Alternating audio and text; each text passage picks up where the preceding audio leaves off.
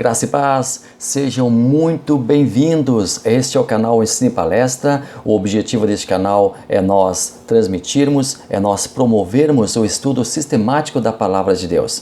Meu nome é Alex Paulo e é uma grande honra ter você aqui conosco. Nós hoje vamos trabalhar a lição número 8 do nosso guia de estudos, Lições Bíblicas, editado pela Casa Publicadora das Assembleias de Deus. O tema da lição é As causas da desunião devem ser eliminadas. O tema da lição de hoje vai falar sobre a desigualdade social que já acontecia naquele tempo. Nós estamos nesse trimestre acompanhando o povo de Deus que saíra do cativeiro babilônico para voltar para Judá. E durante o processo da volta, nós temos vários desafios que o povo enfrentou. Ali já em Judá, o povo vai trabalhar na reconstrução do altar, o povo vai trabalhar na reconstrução do templo, o povo vai trabalhar na reconstrução dos muros. Nós já vimos tudo isso nas lições anteriores. Aliás, eu quero convidar a você para, aqui no nosso canal, fazer uma maratona na nossa playlist Os Princípios Divinos em Tempos de Crise, a reconstrução de Jerusalém e o avivamento espiritual como exemplo para os nossos dias. Este é o tema do nosso trimestre, esse também é o título da nossa playlist, onde você vai encontrar as demais lições desse trimestre e ali você vai ter um panorama geral, um panorama completo de todos os acontecimentos, de toda a problemática que o povo enfrentou ao voltar para a sua casa, ao voltar para a sua terra. Então, quero convidar você para passar ali e nas nossas playlists. Nós temos uma outra playlist também referente ao trimestre passado. Enfim, o nosso canal está à sua inteira disposição para que você esteja conosco, para que você desfrute conosco da Palavra de Deus. Isso é maravilhoso nós estudarmos as Sagradas Escrituras.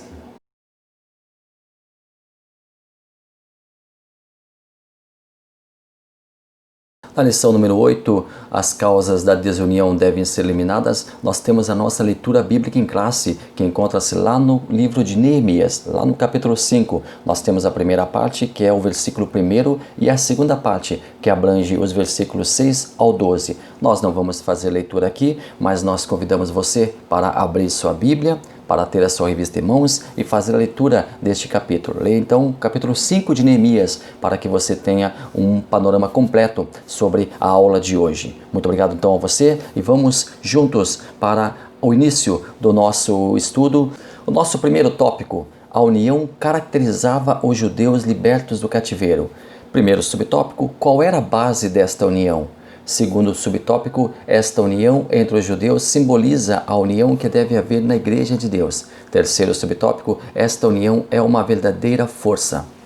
O povo só conseguiu reconstruir o altar, o povo só conseguiu reconstruir o templo em várias etapas. O templo começou a ser construído, parou a sua construção, voltou novamente, alguns problemas surgiram ali, nós já vimos isso, já estudamos nas lições anteriores, mas o povo só reconstruiu também os muros devido à sua união. O povo estava coeso, o povo estava unido, o povo tinha o mesmo sentimento. Qual era esse sentimento? O sentimento de voltar para casa. Embora muitos haviam nascido no cativeiro, muitos não conheciam Judá, haviam tido um primeiro contato com Judá já no Êxodo, comandado por Zorobabel e nosso querido sumo sacerdote Josué, depois o segundo êxodo comandado por Esdras e um terceiro êxodo comandado por Neemias. Muitos então não conheciam Judá, apenas conheceram quando chegaram ali à terra já arrasada, já destruída, os muros caídos, o altar destruído também, o templo da mesma maneira, mas alguns conseguiram ver o primeiro templo, conseguiram ainda viver a glória de Judá antes do cativeiro. E agora estavam ali na nova terra, que agora arrasada estava, infelizmente, tudo arrasado, tudo destruído e tudo deveria ser reconstruído, tudo deveria ser reconstruído. E esta reconstrução só foi possível devido à união do povo. E essa união do povo, através também do Conselho dos Profetas, nós temos a participação de Ageu, a participação de Zacarias, além das participações dos líderes, os quais já citamos, mas a união, ela foi a força que fez com que o povo ali conseguisse todos esses sucessos, embora também alguns fracassos pontuais, embora também algumas desilusões, embora também alguns problemas, embora também algumas dificuldades, o povo estava coeso em si, tratando ali da sua nova vida, tratando ali do seu novo terreno, do seu novo habitat, porque ali na Babilônia eles eram forasteiros e agora estavam recomeçando. Tinham a oportunidade de restabelecer a cidade, tinham a oportunidade de restabelecer o templo, os muros, o altar, tinham a oportunidade de restabelecer suas vidas com a sua própria religiosidade, com os sacrifícios ao seu Deus, com as suas leis, com os seus líderes, enfim. Era a reconquista da liberdade, a reconquista da independência para o povo de Judá. Mas alguma coisa iria abalar, e nós vamos estudar qual era essa coisa que iria abalar a união deste povo.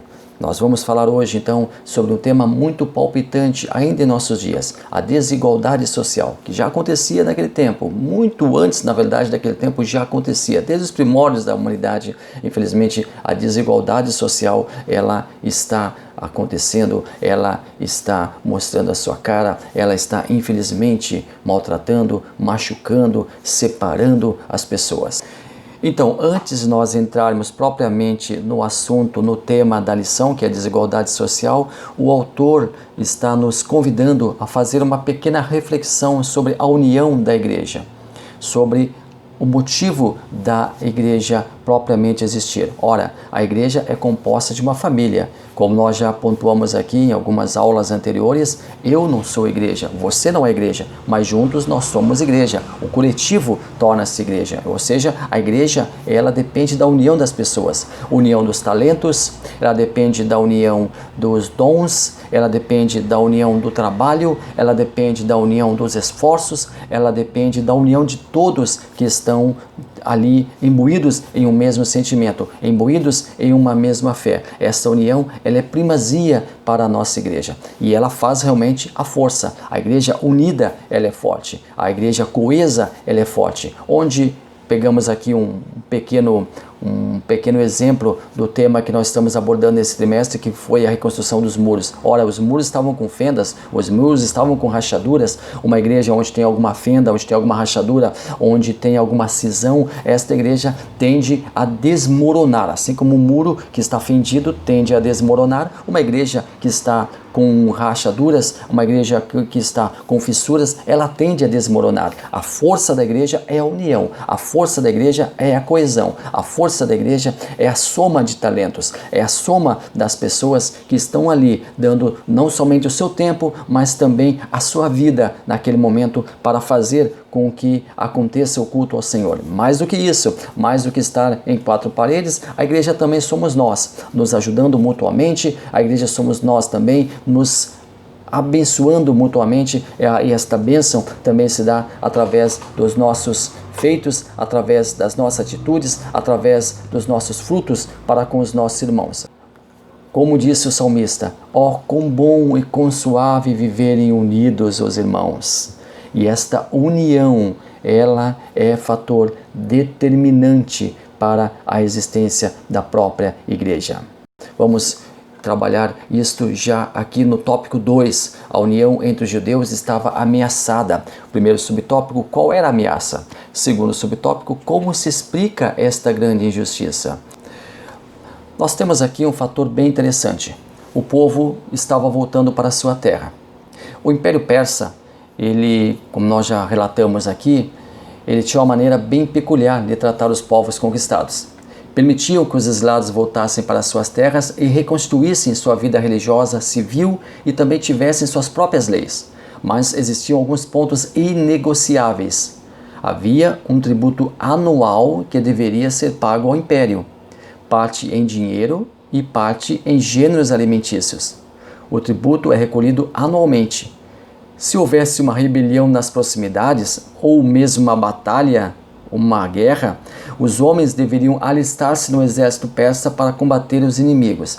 Então essas duas cláusulas, elas eram inegociáveis pelo Império Persa. Deveriam estar presentes na mentalidade, deveriam estar presentes no cotidiano de todos os povos que foram conquistados e puderam voltar para sua casa. Deveriam continuar pagando impostos, deveriam pagar impostos ao império e deveriam ser leais ao império no caso de uma guerra, no caso de uma rebelião, no caso de uma batalha.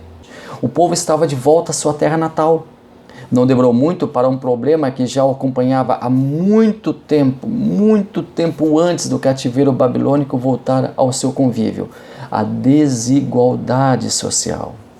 Essa desigualdade ficou transparente com a cobrança de tributos por conta do Império Persa. Muitas famílias chegaram ao ponto de simplesmente não terem condições de honrar com o compromisso estabelecido pelo Império. Como não possuíam condições financeiras, a solução encontrada foi pedir ajuda para as famílias mais abastadas. É justamente aqui que começa o grande problema. Dentre o povo, famílias que precisavam de dinheiro tomaram emprestado com seus irmãos. Porém, esses empréstimos muitas vezes vinham acompanhados de juros, o que era proibido por Deus.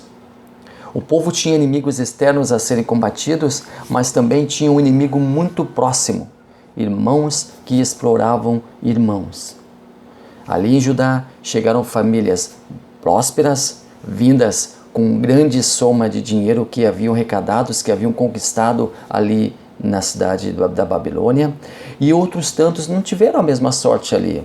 Como acontecia o empréstimo segundo a lei de Deus, empréstimo de dinheiro segundo a lei de Deus? Nós encontramos esta resposta no capítulo 22, versículo 25 do livro de Êxodo.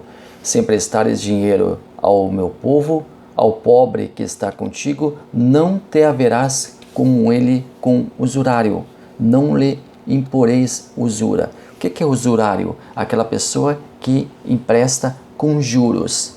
Aquela pessoa que empresta, porém ela cobra um valor, um percentual sobre aquele empréstimo. Ela, na verdade, está fazendo uma negociação, não deixa de ser uma negociação. Lá em Levítico capítulo 23, ou melhor, capítulo 25, versículos 35 e 37, também nos fala sobre o assunto. E quando teu irmão empobrecer e as suas forças decaírem, então sustentá-lo-ás como estrangeiro e peregrino viverás contigo.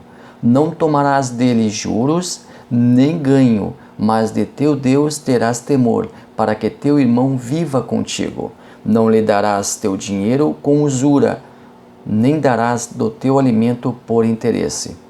Justamente isso estava acontecendo ali em Judá. Era essa a realidade que estava acontecendo. Na verdade, a contrariedade desta palavra, a contrariedade desta sentença estava acontecendo ali em Judá. O povo voltou para a terra, agora tinha um compromisso solene de pagar um tributo para a nação persa, e esse tributo era rigorosamente cobrado anualmente. Esse tributo implicava em um valor monetário e também em gêneros alimentícios, porque era assim que o império se sustentava, cobrando impostos. E todos os impérios fizeram essa mesma política. Todos os impérios cobravam impostos daqueles que eles estavam governando, daqueles que estavam sob a sua tutela, daqueles que estavam sob as suas ordens. As nações, elas pagavam impostos, e esses impostos deveriam ser pagos anualmente. Geralmente era uma vez por ano a cobrança desses impostos. O que acontecia se uma nação não pagasse impostos? Acontecia que ela poderia ser invadida, ela poderia ser retalhada, ela poderia sofrer graves sanções. E graves sanções mesmas, até mesmo corriam o risco de vida. Então deveriam sim pagar esses impostos. Embora o Império Persa fosse benevolente para com os povos conquistados, esta parte era inegociável, deveria haver o pagamento de impostos. O povo então chega na nova terra, tem que reconstruir então a sua vida, tem que reconstruir então o seu estilo de vida, tem que começar literalmente quase que do nada e ainda pagar anualmente os impostos. Acontece que este pagamento de impostos muitas vezes não era tão fácil assim, porque deveriam ser pagos impostos anuais, porém o povo ele acabou sofrendo, acabou padecendo com esta prática. E nós vamos ver como tudo isso aconteceu. Então, quando o judeu emprestava a um estrangeiro, e esta era uma regra bíblica, era permitido a cobrança de juros. Agora, quando um judeu emprestava a seu próprio irmão, não poderia haver cobrança, não deveria haver usura, não deveria haver a cobrança de juros. O que é usura? Usura é o juro, a renda, o rendimento de capital. Isto é usura. Aquele que cobra para emprestar algum valor e depois tem este valor ressarcido, acrescido de juros. O povo que estava ali padecendo, o povo que estava ali com este grande problema, trouxe esta crise para Neemias resolver. Neemias, ele foi governador ali de Judá e ficou nesta função por 12 anos. E como governador, ele ajudou o povo ali na reconstrução dos muros e provavelmente durante a reconstrução dos muros, durante o convívio com o povo ali em Judá, durante o processo da reconstrução ali das muralhas, o povo começou a conversar com Neemias, o povo começou a relatar com Neemias o seu cotidiano, a sua vida, o que acontecia, e chegou aos ouvidos de Neemias este grande e até então insolúvel problema. As pessoas tinham um problema insolúvel nas suas mãos e trouxeram para o seu governador, trouxeram para o seu comandante, trouxeram para o seu gestor este problema sério para ser resolvido. O relato a Neemias. Uma parcela do povo explorada fez um triste e comovente relato a Neemias. Aqueles que sentiam-se explorados por seus irmãos procuraram ajuda, uma vez que sozinhos eles não estavam conseguindo resolver aquele problema e não tinham qualquer perspectiva, qualquer solução, não existia uma luz no final do túnel para aquelas pessoas, usando uma expressão corriqueira em nossos dias. As famílias abastadas, elas estavam se utilizando da precariedade de alguns para emprestarem a juros, o que, voltamos a enfatizar, não era permitido pela lei de Deus. Os mais atingidos com essa política eram justamente as famílias mais pobres, as famílias mais numerosas, porque além do tributo anual que deveriam pagar ao império, teriam que sustentar uma numerosa família. Soma-se a isso o fato de que muitas vezes a colheita de grãos e mantimentos não era muito grande, e nesses casos o problema se agravava ainda mais. Não restava uma outra solução para saldar as dívidas a não ser pedir emprestado. Mas pedir emprestado para quem? Pedir emprestado para seus irmãos, para aquelas famílias que poderiam ajudar, para aquelas famílias que tinham condições de ajudar, tinham condições de emprestar para que as dívidas fossem quitadas. Só que esses empréstimos, eles vinham acompanhados de juros. Esses empréstimos, eles vinham acompanhados de um abono, digamos assim. Os valores seriam devolvidos, mas seriam restituídos a juros. E isso era absolutamente, frontalmente contrário à lei de Deus. Os credores estavam sempre dispostos a ajudar. Estavam sempre dispostos a estender a mão. Porém, os juros que eles cobravam agravavam ainda mais a situação de quem já tinha pouco ou quase nada. Era um verdadeiro saco sem fundo. Estava acontecendo ali uma grande discrepância social. Quais eram as queixas? Dentre o mosaico das queixas ali do povo que estava sentindo-se humilhado, sentindo-se ultrajado, sentindo-se explorado, sentindo-se extorquido, estavam as seguintes queixas. Um grupo reclamava porque a família era grande e não conseguia alimento suficiente para todos. Outro grupo reclamava por ter que hipotecar sua propriedade por causa da fome. Outro grupo reclamava porque havia recorrido a agiotas para saldar suas dívidas. Ainda um outro grupo reclamava que caíra na mão de agiotas usurários, ou seja, que cobravam juros. Ou seja, eles estavam nas mãos de agiotas, estavam nas mãos daqueles juros extorsivos que estavam sendo cobrados. Na verdade, os juros, deixa eu abrir um parênteses aqui, eles não eram extorsivos. Até se for comparado aos juros que as outras nações, que os outros povos pagavam, não era tão grande assim. Essa é a verdade, essa é a realidade. Não era um juro considerado absurdo, não era um juro considerado abusivo. Porém, era um juro. E o simples fato de existir juro já confrontava a lei de Deus. O simples fato de irmãos emprestando a juros para seus irmãos já estava em desacordo com a lei de Deus. Então todos esses grupos, eles queixavam-se de seus próprios irmãos. Os seus próprios irmãos os afligiam e agora traziam esse panorama para Neemias. A queixa a Neemias era o último fio de esperança que aquelas pessoas exploradas estavam tendo. Era o último fio de esperança que elas tinham para resolver os seus problemas. Elas não estavam conseguindo qualquer solução para esse problema que já estava se acumulando e já estava um grande vulto esses problemas em suas vidas. A queixa, a Neemias, é o último recurso a quem elas estavam se apegando para resolver esse problema. Lá em Neemias, no capítulo 5, versículos 1 ao 5, nós encontramos o relato que o povo trouxe para o seu líder. Foi, porém, grande o clamor do povo e de suas mulheres contra os judeus, seus irmãos, porque havia quem dizia: nós, nossos filhos e nossas filhas, somos muitos. Então, tomemos trigo para que comamos e vivamos. Também havia quem dizia: as nossas terras, as nossas vinhas e as nossas casas empenhamos para tomarmos trigo nesta fome. Também havia quem dizia: tomamos emprestado dinheiro até para tributo do rei sobre as nossas terras e as nossas vinhas. Agora, pois, a nossa carne é como a carne de nossos irmãos, e nossos filhos como seus filhos. E eis que sujeitamos nossos filhos e nossas filhas para serem servos. E até algumas de nossas filhas são tão sujeitas que já não estão no poder de nossas mãos. E outros têm as nossas terras e as nossas vinhas. Olha o que acontecia com o povo. Você prestou bem atenção no relato? Eles estavam se queixando que estavam tomando emprestado, porque não tinham condições de pagar o tributo ao rei, então seus irmãos emprestavam e eles tinham que pagar juros. Acontece, aqui nós temos um porém, aqui nós temos algo muito sério, um agravante. Acontece que muitas vezes eles não conseguiam saldar as suas dívidas para com seus irmãos. Ficavam devedores.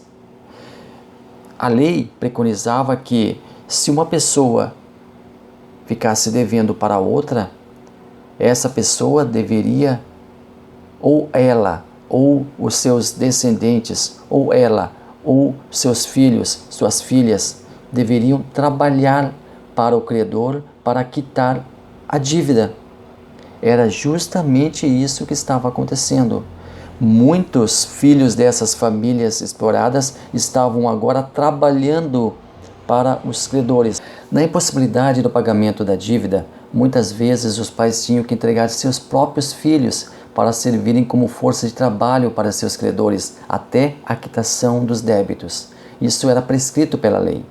Mas essa mesma lei determinava um tempo limite para o trabalho escravo, 6 anos. No 7º ano, os escravos deveriam ser libertados e a dívida era integralmente quitada. Esse 7º ano era conhecido como o ano sabático. No ano sabático, a terra deveria repousar, não deveria ser trabalhada. E cabe aqui lembrar que um dos fatores que levaram o povo para o cativeiro, um dos fatores que levou o povo para o cativeiro foi justamente o desrespeito ao ano sabático que prescrevia que a terra deveria repousar naquele ano. No ano sabático, a terra deveria repousar, não deveria ser trabalhada. Como você deve lembrar, nos estudos que nós fizemos nas lições anteriores, o ano sabático foi desrespeitado pelo povo judeu. Lá antes do cativeiro, eles não obedeceram esta prescrição de deixar a terra descansando no 7º ano. Pelo contrário, continuaram trabalhando com a terra normalmente. Deus castigou o povo foi para o cativeiro e um dos porquês, uma das razões, um dos motivos que levou o povo ao cativeiro foi justamente a não observância desse item da lei que prescrevia o descanso da terra. Então a terra não descansou no 7º ano, mas ficou descansando 70 anos, justamente o tempo que o povo ficou fora ali da cidade, ficou fora ali de Judá. Aqui nós temos uma aplicação pessoal. Não adianta chorar pelos cantos. Ao nos depararmos com algum problema, temos que ter uma atitude proativa.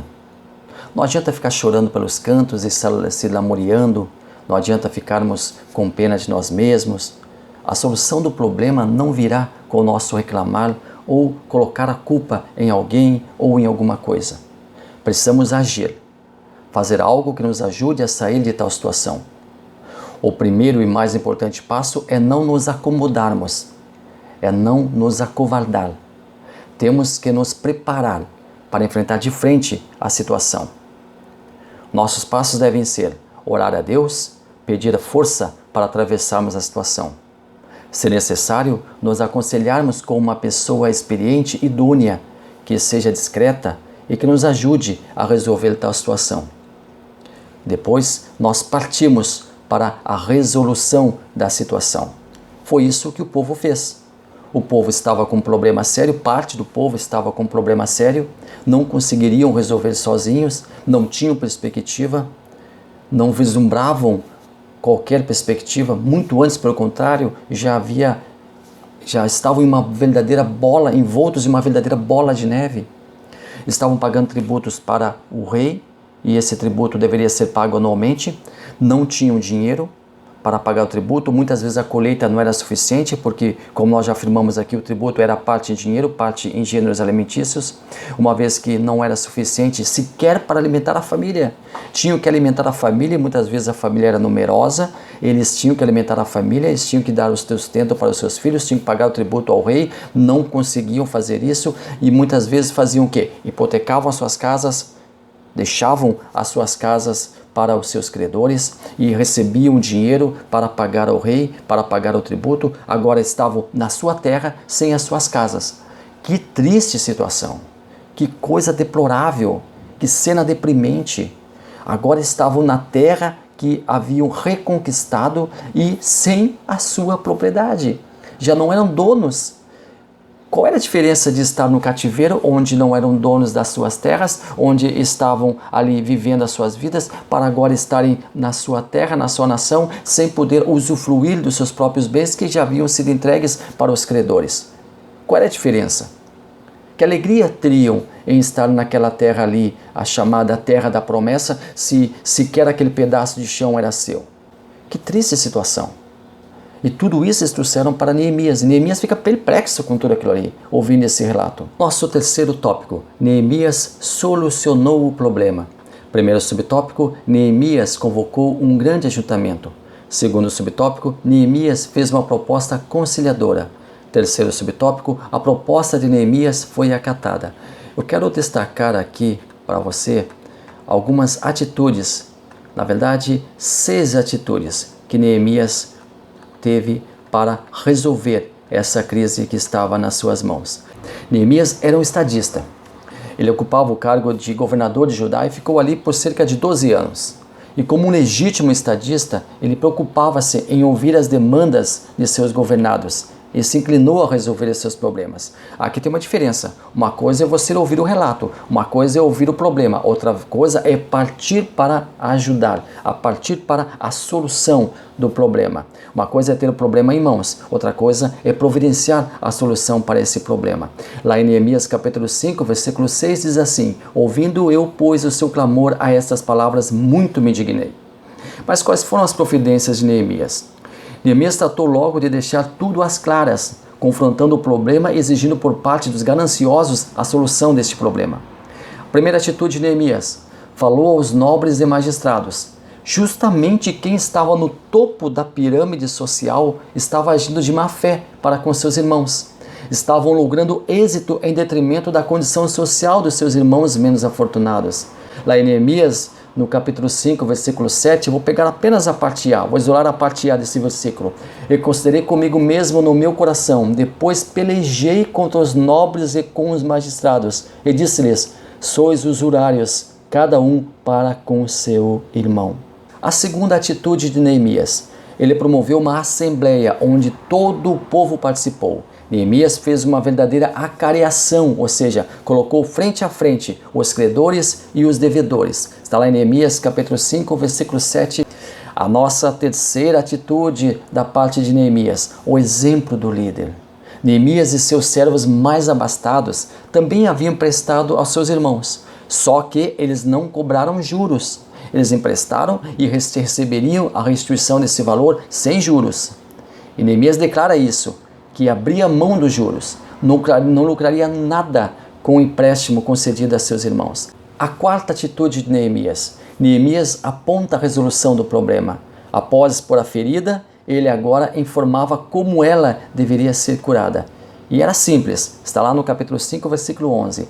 Restituí-lhes hoje, vos peço, as suas terras, as suas vinhas, os seus olivais e as suas casas, como também a 100ª parte do dinheiro do trigo, do mosto e do azeite, que vós exigis deles.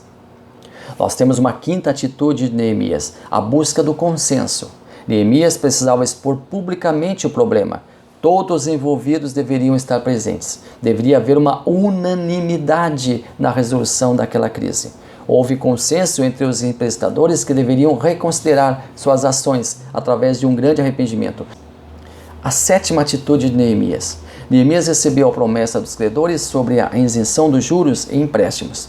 O temor de Neemias é que aquela palavra poderia cair no esquecimento. Aquela promessa poderia cair no esquecimento e eles voltarem atrás e ainda continuarem a extorsão contra seus próprios irmãos. Então ele chama os sacerdotes para que o acordo fosse sacramentado e eles jurassem, tendo os representantes de Deus como testemunha sobre o juramento. Está lá em Neemias capítulo 5, versículo 12, estou isolando o verso B, que diz assim: então chamei o sacerdote e os fiz jurar que fariam conforme esta palavra.